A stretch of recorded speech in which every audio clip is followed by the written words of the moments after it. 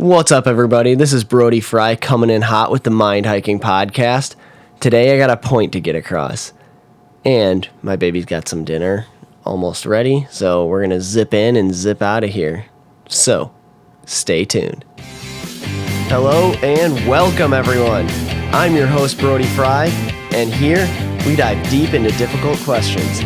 We'll map out thoughts, theories, and crazy ideas for the love of knowledge and growth. So, how do we answer some of the mind's toughest questions? This is the Mind Hiking Podcast.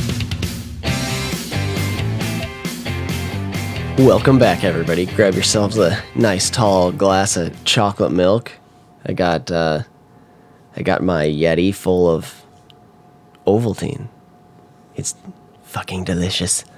Ovaltine's definitely up there with one of my favorites. The powder, and the powdered Nesquik is really good also. Definitely high quality chocolate milk. Grab yourself some chocolate milk and have a seat. Get comfortable. Cheers. Just a little cheers to the mic. Does anybody ever remember those old posters from like middle school and elementary school where it's like the got milk stuff? Where everybody has like the milk mustache. I don't know why that was always disturbing to me. But it was like, it made me like not want to drink milk when I saw that. I thought that was a terrible ad. But yeah, now that they're down, I'm obsessed with milk. No, just kidding. I've always been obsessed with chocolate milk. Okay, so today, actually, before we get into it, I saw this funny thing on Instagram. It was just a photo of like an old painting of like I don't know what the painting was supposed to be. It was like one of those really, really old paintings from like really old, but so you can't really tell like exactly what it's trying to portray, but it's like one of those super old paintings of like people like laying down kind of thing or whatever. And it was just, I think it was supposed to be God speaking to an angel, and it just said, "What are they doing down there?" God speaking to the angel, and then the angel's just like, "Oh, I think they're making milk out of almonds." And he's like, and God goes, "I gave him like 5 or 6 animals to get milk from.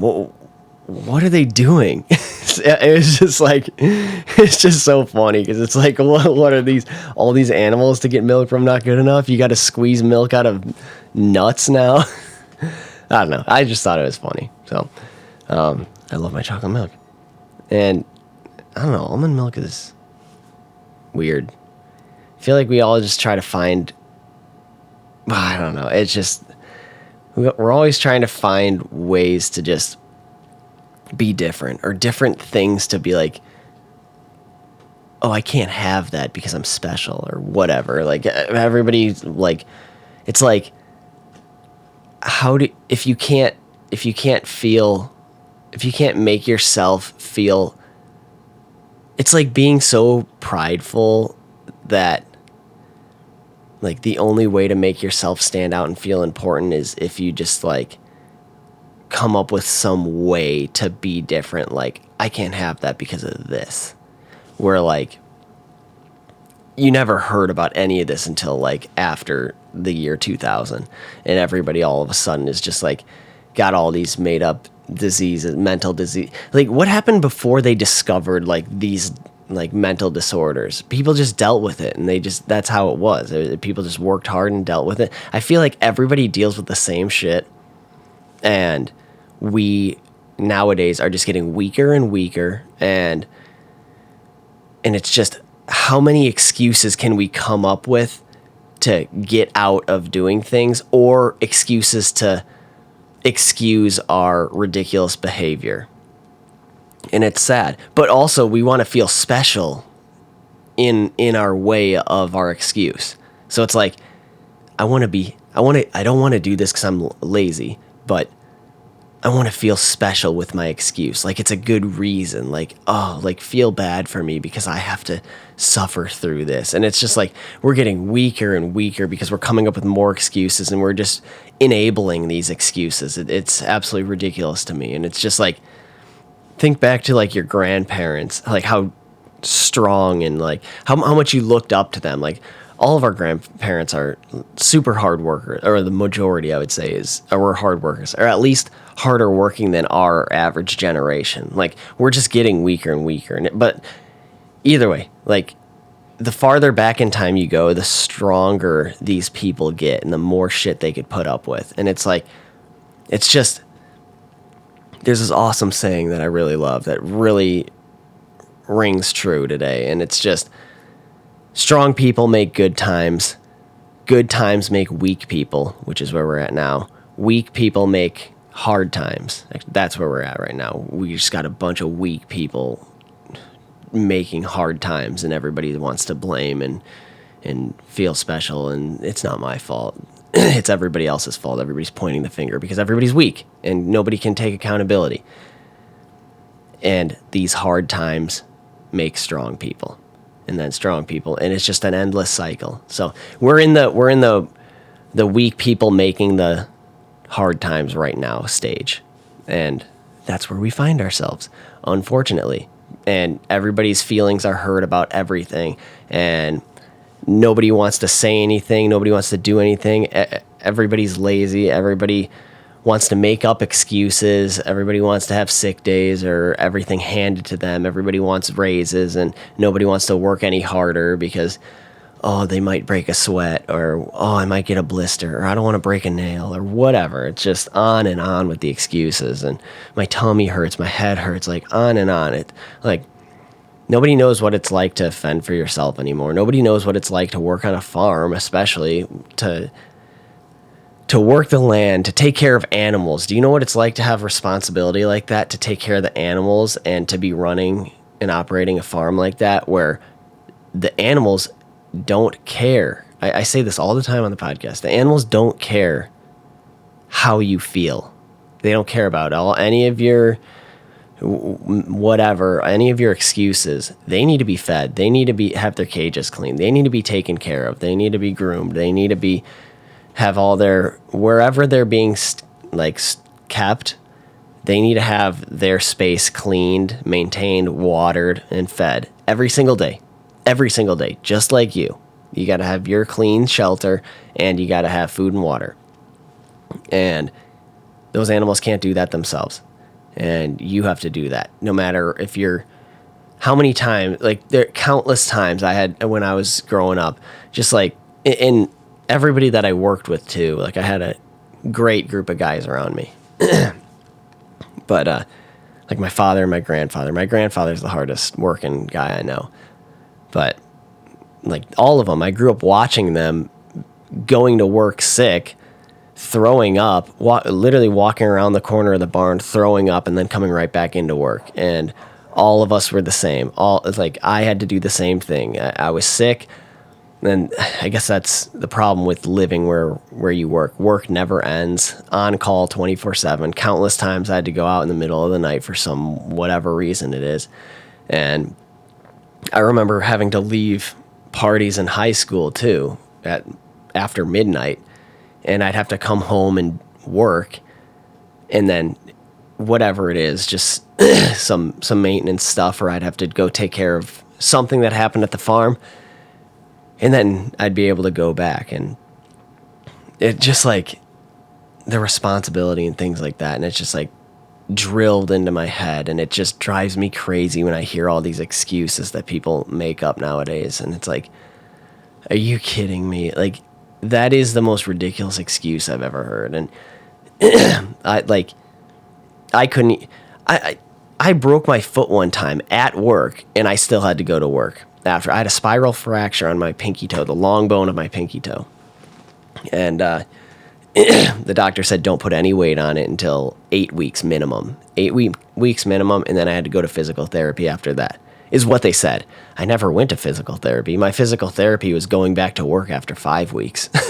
the 5-week mark, my dad was like, Brody, get off your ass. We need you. You've been sitting on your ass long enough. So there I go, off to work again. And yeah, that's that. That's how it is. And I feel like I had this conversation the other day with one of my buddies, and it's like, how weak are our bodies? They're incredibly weak nowadays. Like, even with our immune systems, like, we're just like washing our hands with disinfectant and like hand sanitizer constantly, where back however many years ago, like even like 100 years ago, like they didn't have any way to do that except for like you pour some whiskey on your hands to disinfect it, or some vodka. But disinfect the wound with some vodka and you're good. But other than that, I mean, literally, like, you'd work all day and then you'd go home and eat dinner with the same hands, and no running water, and you didn't wash your hands. And if you did, it was, where was it? Where there was running water, in a river, or preferably running water. You look for moving water because that's the safer, cleaner water. Standing water creates bacteria. So like ponds and lakes, that's going to be scummy. But rivers is where people would clean they would shower in there, they would bathe in there, they'd wash their clothes, they'd clean their dishes in this muddy water, wash their hands, blah, blah, blah, whatever. And then you'd go and eat dinner and blah, blah, blah. And it's just like, the immune systems were incredible, like so strong. And now it's like, we get the sniffles all the time, and you got to take a week off of work. It's absolutely ridiculous to me. It makes me sad for humanity. The fact that we got to take off work because we're sneezing too much, or the looks that you get if you sneeze in a store. Like if you're shopping at a store and somebody sneezes, and it's like, how about some respect? You can't say bless you to somebody. You can say bless you if somebody sneezes. Like, whatever happened to that? Nobody wants to say that. First of all, because everybody's trying to avoid the religious aspect of saying bless you. They don't want to say that, which is a major problem in itself. And second of all, everybody's just afraid of viruses and the germs, and everybody looks at you like you did something wrong. Everybody looks at you like you just started swearing in the middle of the store or something like that. Like, as if you can control a sneeze. It's so sad. Like, oh, it's so sad where this world is going, and just how weak everybody is, and the excuses just go on and on and on. And I don't know, we're going the wrong way. We're falling the wrong way in this world, and it's unfortunate. And if you notice a pattern too, we're falling away from God, is what it is. And you can see that where we're dividing. It's just more and more, you're just splitting religion from how we are, and you see the pattern of how messed up our world is becoming, because we don't have principles, we don't have guidelines, we don't have commandments, we don't have a way to live. Like it's just like, and even before I was religious, because I grew up without any religion, total atheist, and so was my whole family. Like, strongly. My mom, she was raised in faith, but she wasn't allowed to practice it in my family, just because the Frye side was so strongly atheist, and it, even then, I noticed growing up, like, people with faith were happier, and they just treated people better, and they were more upbeat, and it looked like they were living for something, and they were fulfilled in a way where I never was until I found my faith. And it's just like, you can laugh at that all you want, but it's true. God's real, the devil is real. And there is warfare going on, fighting for you. You have been given the gift of free will. You make your choices every day, but you're tempted. We don't have the power that God or Satan has. Even Satan. Satan has more power than us. But we have authority over him. God gifted us with authority over Satan. So when we're being tempted, when we're falling into temptation, or whatever the case may be, that's power, because he's able to enter our minds and tempt us, even if he's sending demons in, like low-level demons, sending them in and just like tempting us, or intrusive thoughts. We've all had intrusive thoughts. That's obviously not us. Are you kidding me? Like, you don't even want to know some of these crazy thoughts that I have, and I'm sure you guys have all the same thoughts, or worse. But we all have experienced intrusive thoughts, and it's like, that's totally not us, and it's just, that's the warfare going on. It's like, though the intrusive thoughts are like Hail Marys from demons saying like, oh, like it's like a game of chance. You know, if they throw Hail Mary, like super ridiculously absurd intrusive thoughts that are like super vulgar, whatever the case may be, if they throw like 1,000 of those intrusive thoughts out into the world, this is just low, easy numbers so you can understand. If they throw 1,000 of those intrusive thoughts out into the world, into people, and they get 10% of them, that's 100 people that acted on those intrusive thoughts. Say it's 1%. That's 10 people. 10 people acted on those intrusive thoughts. Even if it's 1%, if they have a 1% success rate with intrusive thoughts, that's a lot of fucked up shit going on in the world. And you see that. And it's growing. It's more and more. And those aren't the sneaky ones. Those are the obvious ones that you should be able to fight off, no problem. But then there's the sneaky ones, the ones that hang around. It's like the demons sit by your doorstep and wait for you to leave the door unlocked, the door to your mind. And then they sneak in when you're vulnerable or you have a bad day. If you have a problem with anger and you have a bad day, the demons have been waiting for you to have a bad day. Maybe they've been setting traps trying to trip you up, and then you have a bad day, or you get tripped up by something. And then you come home, and this is just like, as an example, not literally home, but you leave your door unlocked in your mind. Your decision-making home, you leave unlocked, and a demon slips in there because you're frustrated and you're not thinking straight. And then you make a stupid decision. And that happens all the time. All the time. And you better believe God's doing everything he can as well. And he wants you to come to him and have faith and believe in him and call on him. Call in the name of Jesus.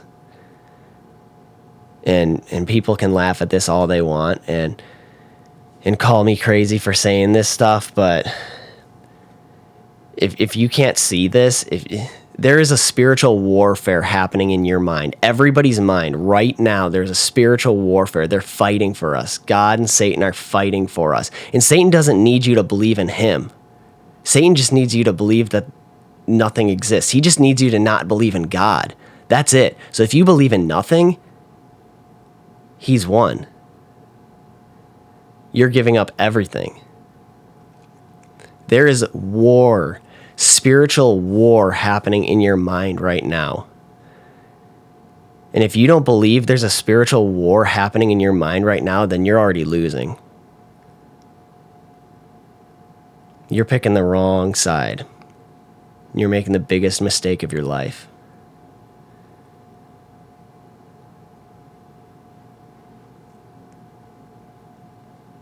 It's really not that hard.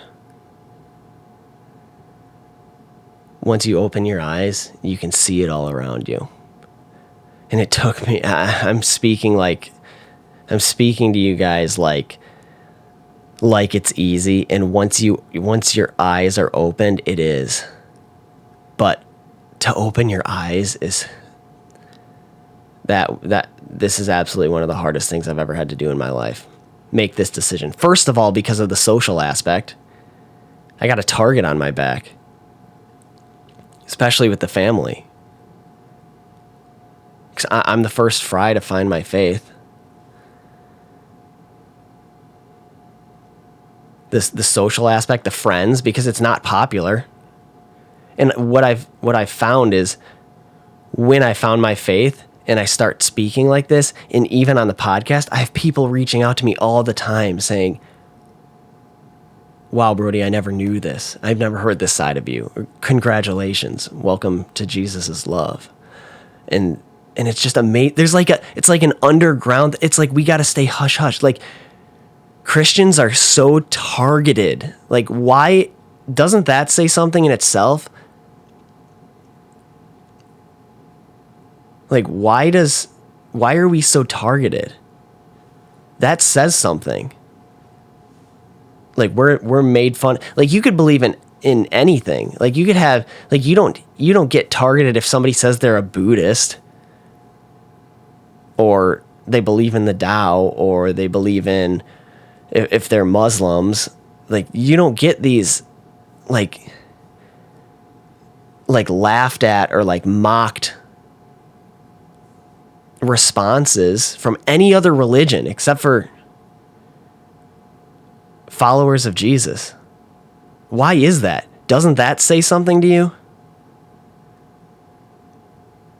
It's because we have targets on our back. That's because that's the spiritual warfare happening. Those are intrusive thoughts, maybe the sneaky ones that you don't even notice, and you just shrug it off or laugh at us. You got to pick a side, and it's the most important decision of your life.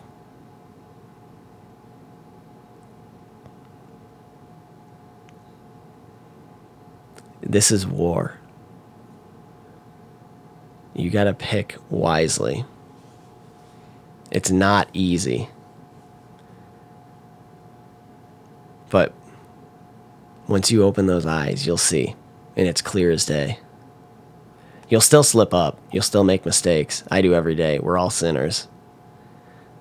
And the funny thing is, all these words used to bother me so much. I don't know why. I can't explain it. But like, I have early podcast episodes actually where I talk about this. I have a 2-part episode with Katie, and you can hear how I started my faith because I like drilled her hard with questions because she's had her faith as long as I've known her, and I asked some tough questions for her. She did awesome answering, but man, it bothered me, some of these words, especially like sin. I was like, everything's a fucking sin. What is this, like a boarding school? Like I would say things like this, like, is heaven like a boarding school? We're not allowed to do anything. Don't smile. Don't laugh. You're not allowed to have fun. Like everything's a sin. And that's how I thought. But I can sit here and say, I could tell you my entire journey, and who knows, maybe over the progression of this podcast I will, over time, spread out through episodes, but you got to find your own path to faith. In your relationship with God is your relationship with God, and I can't give that to you, but I can open the door with my words right now. And I hope that's what's happening. I hope that I'm opening your heart. I hope I'm softening your heart and opening your mind and helping you to open your eyes. But you can only do that yourself. You just let these words in. You just got to let these words in and let them resonate with you. Feel something, because it's there. Something's there. You just got to feel it.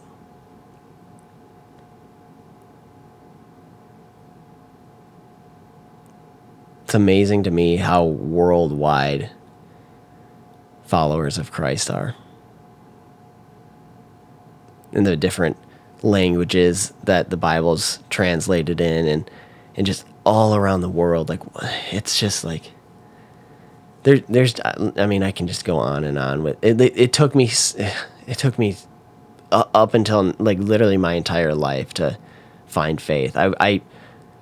Us humans are so afraid. It's like the social aspect. I've talked about this on the podcast too. We're pack animals, because if like when we were surviving, if you were outcasted from the tribe, you died. You needed to stay with the pack. You needed to fit in. We literally fitting in. That's why high school is so brutal for a lot of people. Because people are like fighting as if it's for their lives to fit in. Saying and doing things that they don't mean, or maybe they do, but they're doing it just to fit in or to look good or to get a certain response. But it's just like survival instincts. And that's why people don't want to be followers of Christ, because if you say something like that, then people are going to laugh at you, or you got a target on your back. So it's like an underground group of people. And then as soon as you say something outwardly, then you find all these people that, holy shit, this is way more spread wide than I ever believed. It's amazing. And it's so cool to me to see the strength in numbers that are like, it's like a woven network of roots underground that you don't see until you start talking about this stuff. When you start talking about Jesus, it's like amazing the people that come out to you. And it's like the people that are leaving my life, that needed to leave my life, that were just causing me more anxiety and stress. And then the people that are coming into my life, the more I'm being myself. It's such a beautiful thing. It's just like, stop acting like somebody you're not and be yourself. And you're going to be lonely. People are going to leave your life. And people that you thought were amazing friends are going to leave your life. Totally just shake your foundation. And you probably need that. But then you'll build it up stronger than ever before. And it's going to be amazing. It's going to feel so good. And you're going to feel so much more fulfilled and so much more loved, because you're on the right path. You're on the path that God intended for you. And it's such a beautiful thing. It's so cool. You feel like your head's on straight, like you're going in the right direction, like you have a purpose. Even though you might not know where you're going or what you're doing, you feel like you have a purpose finally. And it's such a special thing. And then you see people that are just acting for others, making decisions based off of what other people will think. Some people not. I mean, and I never had a problem with that because I was so distracted with working on the farm. Like, that was my life, just working on the farm. Even though I was an atheist at that time, it was just work on the farm. Like, the farm was everything, and I didn't care. I got out of school as fast as I could. I graduated a semester early, and I was on work program, so I had a half day my whole junior year, and then I graduated halfway through my senior year, and I had 3 periods. The 4th period was work program, so I literally was there for 3.5 to 4 hours in the morning, and then I'd go home and work the rest of the day for half of my senior year, and I was done. So I was out of there as fast as I could, spend the least amount of time at school as I possibly could. And I didn't care what people thought of me or said about me. And for some reason that resonated with people, and everybody liked me. I never had any problems, and I never had any enemies or anything in school. And I'd walk down the hallway and everybody's waving at me saying, "Hey, Brody, like, how's it going?" And I remember at times where like when my sister's 2 years younger than me. So when she came in, up to high school, and she was just like, "Oh, everybody knows you. Like, everybody knows you knows me as Brody's sister." And like, how does everybody, like, I just walk down the hallway and everybody's waving to me or high-fiving me or whatever like that. And you'd think that I was like the quarterback of the football team, but I didn't do anything. I just wanted to get out of there as fast as possible. But I don't know. I've always been super positive and smiley, and I don't know. I just got along with people, so I guess that stood out to people. And I don't know, most of the time I wouldn't even know people's names. I'd be high-fiving them or saying hi or waving. And I remember, like, there was some sort of conference or maybe it was like a school play or something, I don't remember, but my mom came to school one time for one of these events, and I remember walking down the hallway and people saying hi to me and giving me high fives, and she'd be like, who is that? I've never seen that person. I was like, I don't know. But she thought it was the funniest thing because that would happen all the time. But yeah, I don't know. It's just, you focus on yourself and focus on what you need to do. And take that with a grain of salt, because I don't literally mean focus on yourself only, because that's selfishness. So a lot of things that I say, a lot of sayings like that are sayings.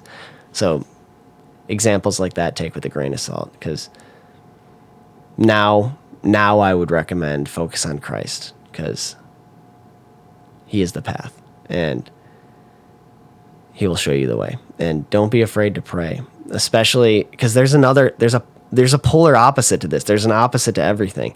So I've been focusing hard on non-believers and the doubters.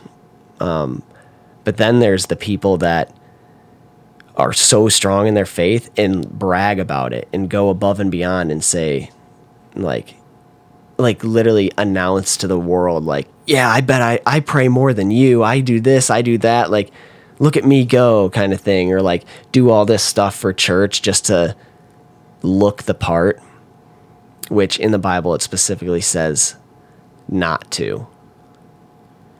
That those people will get what's coming to them. And the best thing for you to do is go home, go to your room, shut the door, and pray to Jesus in private.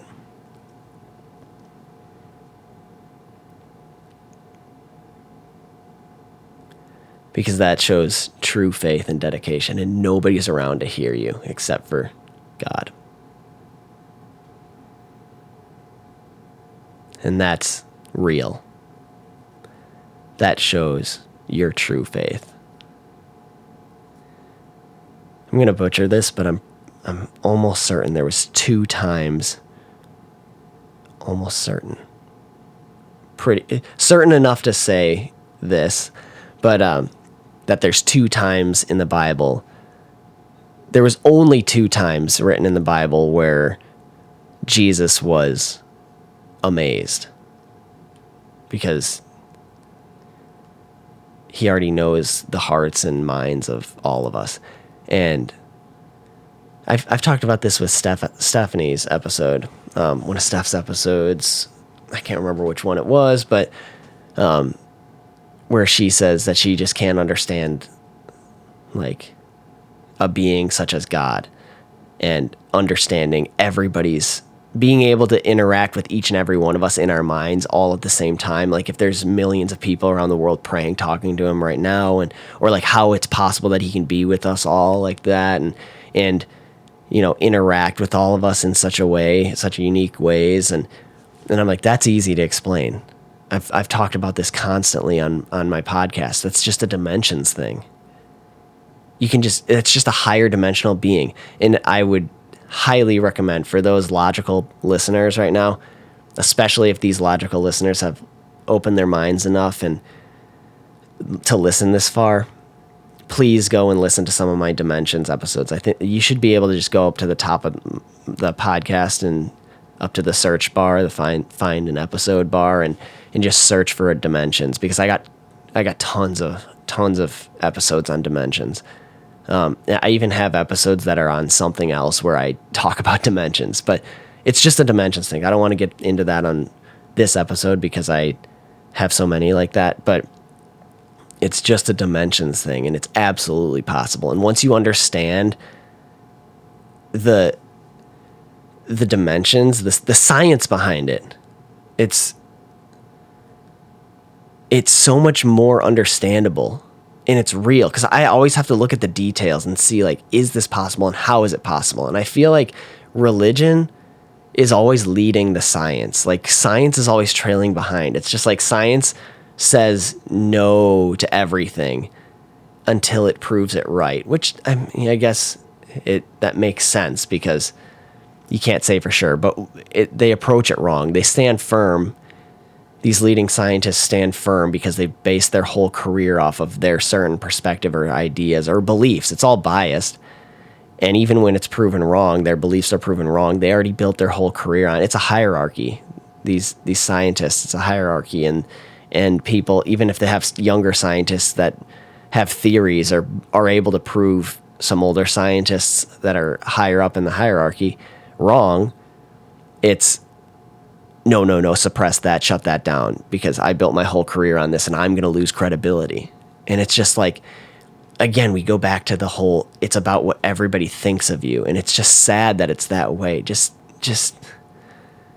just take a deep breath and say, yeah, I was wrong. That's amazing that you discovered that. Show me how you got to this point. Like, that's amazing. Like, could you imagine if we could grow as a world like that and like just love each other and understand like we're not perfect, but that's the ego. That's Satan in your mind saying he's against you. He's attacking you. You take it as a personal attack and you just, it's just another attack. You guys got to figure out that this is war. This is war, and we're all fighting in it. And we've been granted the gift of free will. So choose your side. And that's for you to decide. And we'll see what happens in the end. But I know you listeners are amazing people, even if you're on the fence or not sure. Listening this far means the world to me. I'm so grateful for your love and support, and it's only a matter of time before you find your own faith or find your own path, and one day I'll see you all in paradise, and that's going to be an amazing thing. So happy fucking Wednesday, everybody. Have a great day. I love you all. Thank you for your support. Please, if you're enjoying what you're listening to, 5-star review on Spotify. That really helps out the podcast. I love all your support. If you like what you're hearing, please tell somebody about it. Tell a friend, tell family members, spread the word about this podcast, because that's the best way to make this podcast grow. And I love all your support. So thank you so much. Have a great rest of your week, and I'll see you guys next week. Peace out.